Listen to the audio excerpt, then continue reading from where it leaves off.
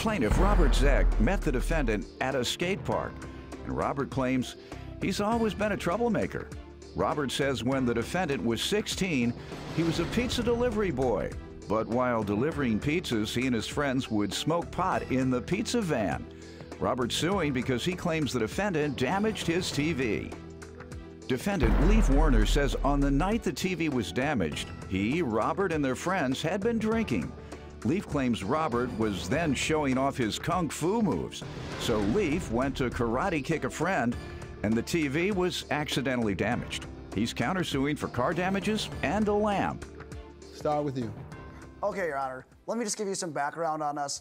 I've known Leif here for a long time. We met at a skate park. We were like 15 years old. He was always a goofball, always causing problems. I should have seen that there was going to be trouble, you know, right from the start. Like, he did things like he had a job at a pizza place, and he'd drive around delivering these pizzas.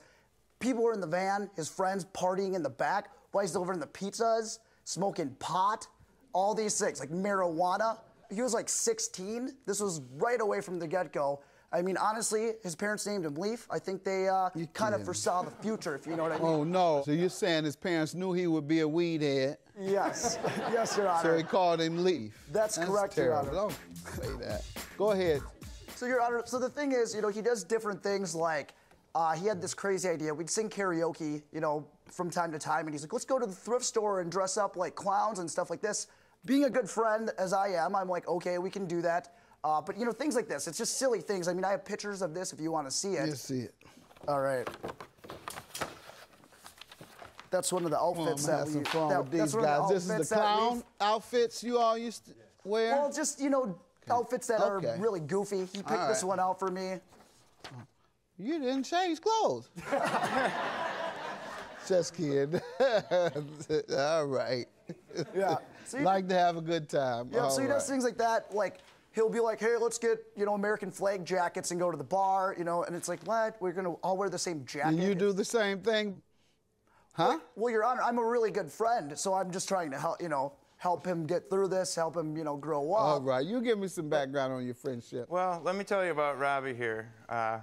First off, on Halloween, he'll dress up in the scariest zombie outfit you could possibly imagine. Liar. Blood all over your face. Goes and hides in the bushes, waits for little kids to come around, and then jumps out just to scare them. Now. Oh, okay. I don't know if he gets kicks out of it or what. I have pictures of this as well. Let's see them. For the record, Your Honor. Yeah, you would scare me if you jumped out on me looking like that. All right, what are you suing him about today? Well, Your Honor, so what happened was he comes back to my house after my birthday party on July 9th, 2014. We were out having some drinks, you know, like friends do on a birthday.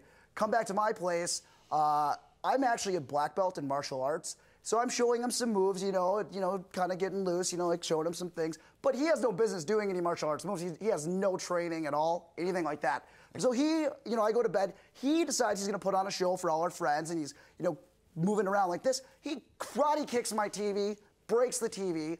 I wake up the next morning. My friends are like, yeah, Leif kicked it when he was, you know, kung fuing around, which he has no business he's always doing. Showing people kung fu moves. Yes. That's Anytime right. he gets drunk, he's trying to show everybody kung fu moves. If you're at the top of the food chain of your hobby, that's what you do. You show it off. Yeah, I'm an actual black belt. He's not. He has nothing to do with martial arts. Yeah, let's talk about what happened when he went to sleep, sir. You tell me what happened.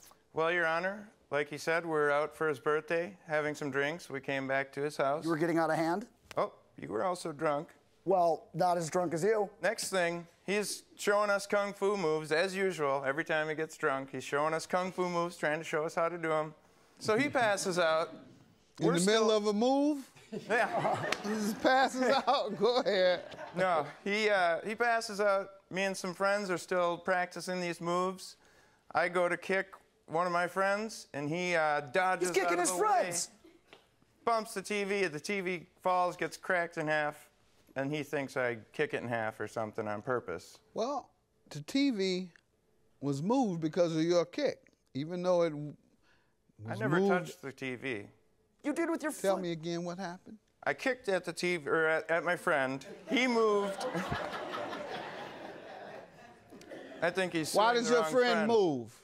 Why did he move? Yes. Because I was showing him the kung fu moves like he Gotcha, showed me. because you were kicking.